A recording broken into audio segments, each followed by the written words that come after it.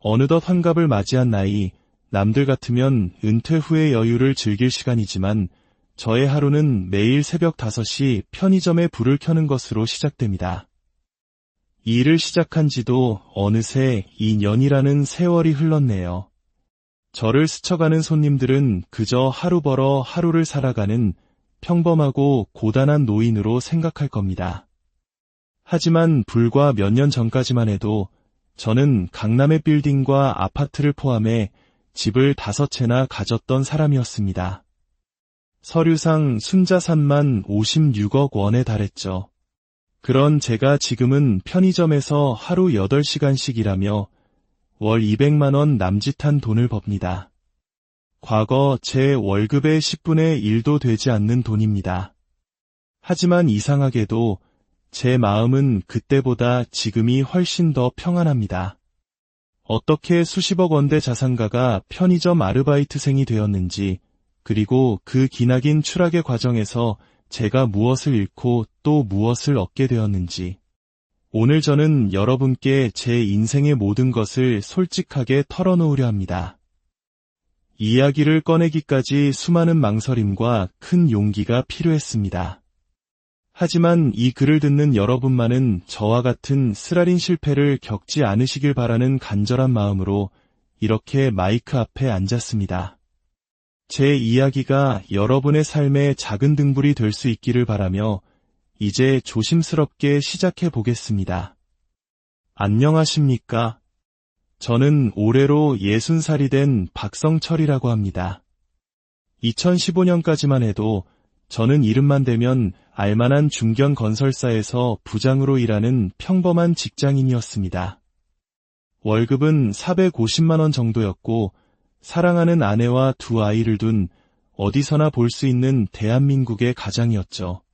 그때까지만 해도 저는 부동산에 대해서는 아는 것이 거의 없는 소위 부알못이었습니다. 그저 우리 가족이 편히 살 집 한 채만 있으면 족하다고 생각했으니까요. 그런데 어느 날 한 회사 동료가 제게 바람을 불어넣기 시작했습니다. 성철아, 너 요즘 부동산 시장이 얼마나 뜨거운지 알아? 내가 몇 년 전에 재미삼아 강남 쪽에 사둔 아파트가 지금 2배 넘게 올랐어. 가만히 앉아서 연봉 몇 배를 번 거야. 처음엔 그저 남의 이야기려니 하고 흘려들었습니다. 하지만 그 동료가 만날 때마다 수억 원의 수익 이야기를 늘어놓는 것을 듣자 제 마음속에서도 무언가 꿈틀거리기 시작했습니다. 단 몇 달 만에 자신의 연봉을 뛰어넘는 돈을 벌었다며 자랑하는 그의 말에 제 귀가 솔깃해진 것이었죠. 그래, 나도 한번 해볼까? 그렇게 시작한 것이 제 인생을 송두리째 바꿔놓은 첫 번째 부동산 투자였습니다. 2015년 여름, 당시 정부의 재건축 규제 완화 정책 덕분에 시장 분위기는 최고조에 달해 있었습니다. 저는 강남 인근의 작은 재건축 가능 아파트를 하나 점찍었습니다. 제가 가진 전 재산 1억 6천만 원에 은행에서 3억 4천만 원을 대출받아 총 5억 원을 만들었습니다.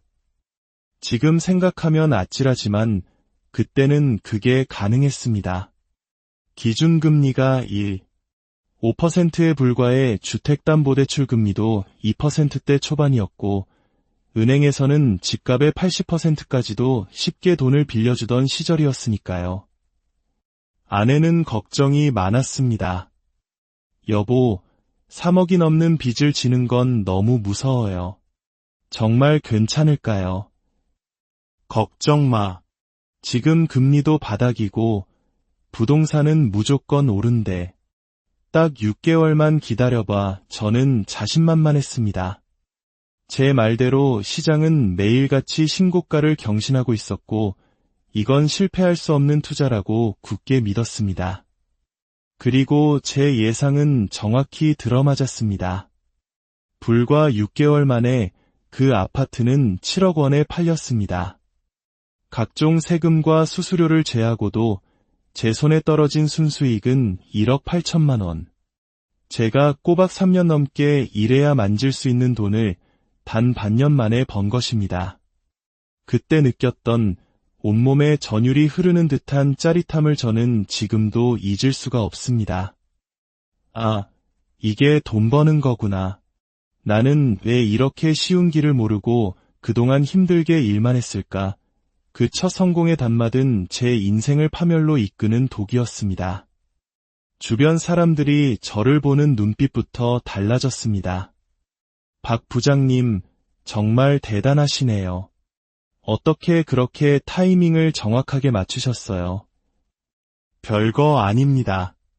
그냥 운이 좋았을 뿐이죠. 입으로는 겸손하게 말했지만 속으로는 제가 마치 특별한 투자 감각을 지닌 사람이라도 된 것처럼 우쭐해졌습니다. 그 오만한 생각이 제 모든 불행의 씨앗이 될 줄은 그때는 꿈에도 몰랐습니다. 돈이 생기자 저희 가족의 삶은 완전히 달라졌습니다. 아이들은 최고급 학원에 다닐 수 있게 되었고 아내는 그토록 원하던 명품 가방을 마음껏 살 수 있었습니다. 시골에 계신 부모님께도 두둑한 용돈을 보내드릴 수 있었죠. 아내의 얼굴에 웃음꽃이 피는 것을 보며 저는 가장으로서 뿌듯함을 느꼈습니다. 저는 돈이 많으면 인생의 모든 위험을 막아주는 안전장치가 될 것이라 믿었습니다. 그것이 저의 첫 번째, 그리고 가장 치명적인 착각이었습니다. 자신감을 얻은 저는 더욱 대담해졌습니다. 2016년에는 판교 신도시 아파트로 2억 5천만 원을 벌었고 2017년에는 용산 재개발 지역 상가 건물로 3억 원의 수익을 냈습니다.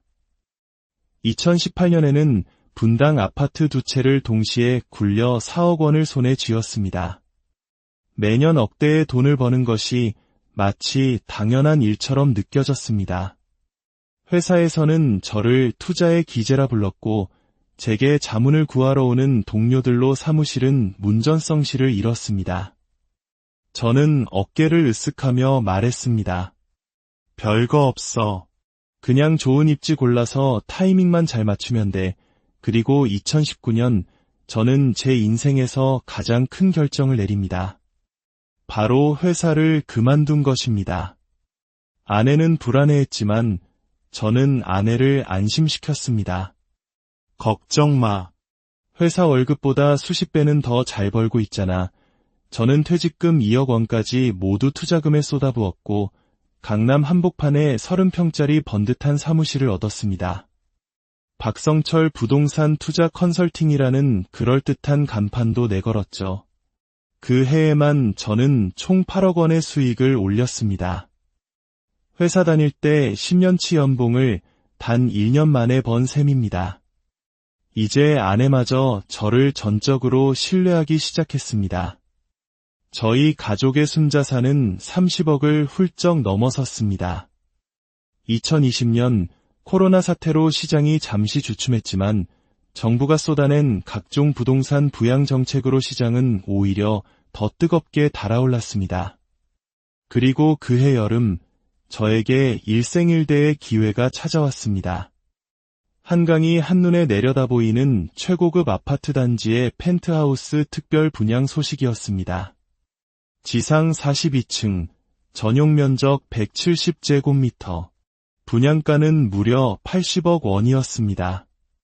대표님, 이건 정말 잡으셔야 합니다. 한강 조망권을 가진 최고급 브랜드 아파트라 입주만 하면 최소 20억은 오를 겁니다. 중개업자의 달콤한 말에 제 심장은 미친 듯이 뛰었습니다. 하지만 80억이라는 돈은 제가 가진 현금만으로는 턱없이 부족했습니다. 아내가 마지막으로 저를 말렸습니다. 여보, 이번에는 정말 위험해요. 금액이 너무 커요. 걱정 마. 이런 기회는 다시 오지 않아. 저는 아내를 설득하고 가지고 있던 집 3채와 종로의 상가 건물까지 모두 급하게 처분했습니다. 그렇게 25억을 마련하고 은행에서 35억을 대출받았습니다. 모자란 10억은 함께 사업을 하던 친한 형님에게 빌렸습니다. 영혼까지 끌어모은 그야말로 영끌 투자였죠. 2020년 9월 계약서에 도장을 찍는 순간 저는 이미 100억대 자산가가 된 듯한 착각에 빠졌습니다. 120억, 아니 150억도 꿈이 아니라고 생각했습니다. 2021년 10월, 드디어 입주가 시작되었습니다. 42층에서 내려다보는 한강의 야경은 그야말로 환상적이었습니다. 아이들은 각자 자기 방이 생겼다며 기뻐했고, 아내는 이런 집에서 살게 될 줄은 몰랐다며 감탄했습니다. 저는 세상의 모든 것을 다 가진 기분이었습니다. 하지만 그 행복은 오래가지 않았습니다. 2022년 3월, 미국에서 시작된 인플레이션 우려로 금리 인상 이야기가 흘러나오기 시작했습니다. 저는 대수롭지 않게 여겼습니다. 미국 얘기잖아. 우리랑은 큰 상관없을 거야. 지금 돌이켜보면 너무나 어리석고 무지한 판단이었습니다. 곧이어 한국은행도 기준금리를 미친 듯이 올리기 시작했습니다. 연초 2%대였던 제 주택담보대출 금리는 순식간에 4%를 넘어섰습니다. 월 700만 원이던 이자 부담은 1200만 원으로 치솟았고 지인에게 빌린 돈의 이자까지 합치니 매달 1500만 원이 넘는 돈이 숨만 쉬어도 빠져나갔습니다. 부동산 시장은 순식간에 얼어붙었습니다. 거래량은 70% 이상 급감했고 저희 아파트 단지에서는 80억에 분양받은 집이 65억에 급매물로 나와도 팔리지 않았습니다. 뒤늦게 심각성을 깨달은 저는 75억에 집을 내놓았지만 한 달이 지나도록 문의 전화 한 통 오지 않았습니다. 매달 나가는 이자를 감당할 수 없게 되자 결국 아이들 학원부터 끊어야 했습니다. 아내는 생활비에 보태겠다며 요양보호사 일을 시작했습니다. 하지만 매달 1200만 원씩 불어나는 적자를 막기에는 역부족이었습니다. 결국 저는 연이자 20%에 달하는 고금리 대부업체에까지 손을 댔습니다. 집값은 계속해서 내렸습니다. 70억, 65억, 60억. 호가를 내릴 때마다 제 심장은 갈기갈기 찢어지는 것 같았습니다. 집안 분위기는 얼음장처럼 차가워졌습니다. 아내는 말이 없어졌고 아이들의 얼굴에서는 웃음이 사라졌습니다. 여보, 미안해. 내가 너무 욕심을 부렸나 봐. 지금 미안하다고 해서 뭐가 달라져요. 아내의 차가운 대답에 저는 아무 말도 할 수 없었습니다. 이듬해 6월, 드디어 첫 구매자가 나타났습니다. 그가 제시한 금액은 50억 원, 무려 30억 원의 손실이었습니다. 하지만 더 이상 버틸 힘이 없었습니다. 저는 떨리는 손으로 계약서에 서명했습니다. 은행 대출금 35억, 지인에게 빌린 돈과 이자 15억을 갚고 나니 제 손에 남은 것은 아무것도 없었습니다. 오히려 대부업체 빚 5억 원과 카드빚 3천만 원이 더 남아있었습니다. 순자산 56억의 자산가는 하루아침에 빚더미에 올라앉은 신용불량자가 되었습니다. 집을 처분하던 날, 저는 42층 창밖으로 마지막 한강을 내려다보며 생각했습니다. 내가 대체 어디서부터 잘못된 걸까? 하지만 그것은 추락의 시작에 불과했습니다. 강남의 컨설팅 사무실은 임대료를 감당하지 못해 문을 닫아야 했습니다. 55의 나이로 다시 취업시장에 뛰어들었지만 현실은 냉혹했습니다. 가는 곳마다 나이가 너무 많다며 퇴짜를 맞았습니다. 결국 저희 가족은 한강이 내려다보이는 42층 펜트하우스에서 햇빛도 잘 들지 않는 구로구의 반지하 빌라로 이사를 해야 했습니다. 보증금 5천만 원에 월세 80만 원. 말 그대로 하늘에서 땅속으로 곤두박질 친 기분이었습니다.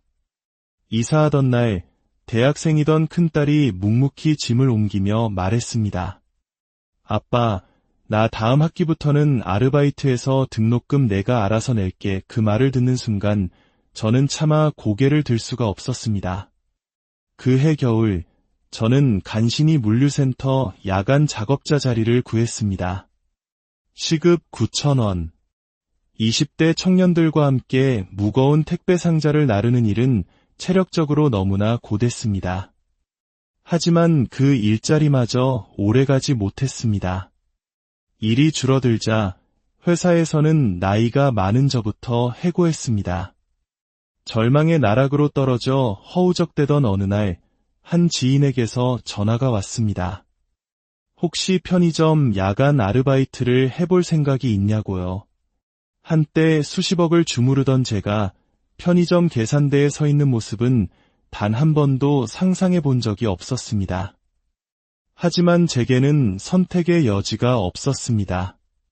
처음엔 자존심이 상해 죽을 것만 같았습니다. 아는 사람이라도 마주칠까 봐 두려웠고, 유니폼을 입고 화장실을 청소할 때면 내 인생이 어쩌다 이 지경까지 왔나 하는 생각에 눈물이 핑 돌았습니다. 하지만 이상한 일이 벌어졌습니다. 그곳에서 만나는 사람들은 누구도 저를 실패한 사람으로 보지 않았습니다.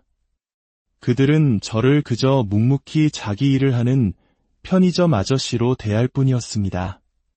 새벽마다 신문을 사러 오는 경비 아저씨, 야간 근무를 마치고 간식을 사러 오는 간호사, 매일 같은 담배를 사가며 수고하세요 라고 인사하는 청년. 그들의 소박한 인사 한마디가, 무심코 건네는 따뜻한 말 한마디가 제 얼어붙은 마음을 조금씩 녹여주기 시작했습니다. 어느 날은 한 손님이 아저씨 덕분에 동네가 항상 깨끗해서 고마워요 라고 말하는데 저도 모르게 눈물이 왈칵 쏟아졌습니다. 누군가에게 고맙다는 말을 듣는 것이 이토록 가슴 벅찬 일인 줄은 예전엔 미처 몰랐습니다. 그렇게 편의점 일에 익숙해질 무렵 제 삶에 진짜 기적이 찾아왔습니다. 큰딸이 중견기업에 취직했다는 소식을 전해왔습니다. 그리고 첫 월급날 딸아이는 제게 200만 원이 든 봉투와 함께 작은 쪽지 하나를 건넸습니다. 거기에는 이렇게 쓰여 있었습니다. 아빠가 우리 곁에 있어서 다행이에요. 그 짧은 문장이 지난 몇 년간 저를 짓눌러왔던 모든 자책감과 절망감을 한순간에 무너뜨렸습니다.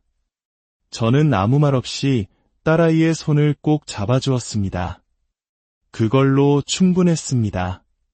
그 후 우리 가족은 조금씩 변하기 시작했습니다. 고3이던 아들은 열심히 공부해서 장학금을 받고 대학에 들어갔고, 말이 없던 아내는 어느 날 제 생일이라며 따뜻한 미역국을 끓여주었습니다. 예전처럼 비싼 외식은 없었지만 반지하의 작은 식탁에 둘러앉아 함께 밥을 먹는 시간이 그 어떤 진수성찬보다 행복했습니다. 저는 모든 것을 잃고 나서야 비로소 깨달았습니다. 돈으로는 결코 살 수 없는 것들의 가치를 말입니다. 언제든 돌아갈 수 있는 따뜻한 집, 함께 밥을 먹을 수 있는 가족, 그리고 있는 그대로의 나를 믿어주는 사람이 곁에 있다는 것이 얼마나 큰 축복인지를요. 돌이켜보면 그 처절한 실패는 제게 몇 가지 중요한 가르침을 주었습니다. 첫째, 몇 번의 성공 경험이 얼마나 위험한 독이 될 수 있는지를 배웠습니다. 그것은 사람을 오만하게 만들고 현실을 제대로 보지 못하게 합니다. 둘째, 감당할 수 없는 빚, 즉 레버리지의 무서움을 뼈저리게 느꼈습니다. 그것은 한 사람의 인생을 송두리째 파괴할 수 있습니다. 셋째, 세상 그 어떤 것도 가족보다 소중한 것은 없다는 진리를 깨달았습니다. 그리고 마지막으로 실패가 인생의 끝이 아니라는 것을 배웠습니다. 바닥에 떨어져도 우리는 다시 일어설 수 있습니다. 다만 이전과는 다른 방식으로 더 겸손하고 감사하며 살아가게 될 뿐입니다. 저는 그 80억짜리 아파트에서 돈만 잃은 것이 아닙니다. 저의 교만함과 어리석은 착각도 함께 잃었습니다. 그리고 대신 더 소중한 것을 얻었습니다. 가족의 사랑, 평범한 일상의 가치, 그리고 진짜 중요한 것이 무엇인지에 대한 깊은 깨달음을 얻었습니다. 오늘도 저는 편의점 문을 열며 새로운 하루를 시작합니다. 찾아오는 손님들과 짧은 인사를 나누고 그들의 작은 미소에서 살아갈 힘을 얻습니다. 큰 부자는 되지 못했지만 이웃에게 필요한 사람이 되었다는 생각에 마음 한편이 따뜻해집니다. 60평생을 살아온 지금 저는 확신합니다. 진짜 부는 통장 잔고나 집값이 아니라 오늘을 성실히 살아갈 힘과 내일을 기대할 수 있는 희망에 있다는 것을, 그리고 그 마음의 부는 세상 그 누구도 빼앗아갈 수 없다는 것을 말입니다. 제 긴 이야기를 끝까지 들어주셔서 진심으로 감사합니다. 여러분이 생각하는 진정한 부는 무엇입니까? 오늘 제 이야기가 여러분의 마음에 어떤 울림을 주었는지 댓글을 통해 여러분의 소중한 생각을 나누어 주신다면 우리 모두에게 큰 지혜와 위로가 될 것입니다. 부디 여러분의 하루가 평안하시기를, 그리고 여러분의 삶이 진정한 가치들로